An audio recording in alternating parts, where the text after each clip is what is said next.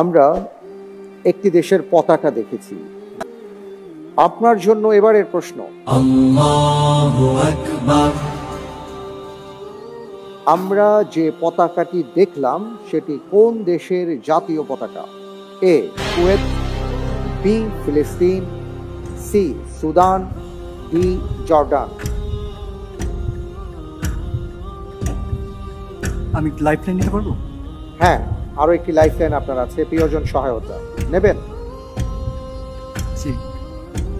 প্রিয়জন সহায়তা দেয়া হোক।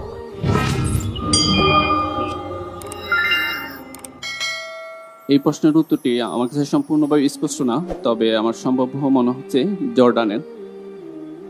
তারপর আমি প্রতিযোগী ভাইকে বলবো তার বিবেক দ্বারা চিন্তা করার জন্য। আমার কাছে মনে হচ্ছে জর্ডান, তবে তিনি তার বিবেক দ্বারা চিন্তা করে দিবেন। আচ্ছা, অনেক অনেক ধন্যবাদ আপনাকে যে আপনি আপনার প্রিয় মানুষকে সহায়তা করার জন্য চেষ্টা করেছেন। আপনি বলেছেন ডি জর্ডান হতে পারে। জি, আপনি কি এই অপশনটি চুজ করবেন, ডি জর্ডান? জি, ইনশাআল্লাহ। এটাই জি। লক করে দেওয়া হোক, ডি জর্ডান। আপনি একটি লাইফলাইন ব্যবহার করলেন, অর্থাৎ দুটি লাইফলাইনই আপনি ব্যবহার করেছেন।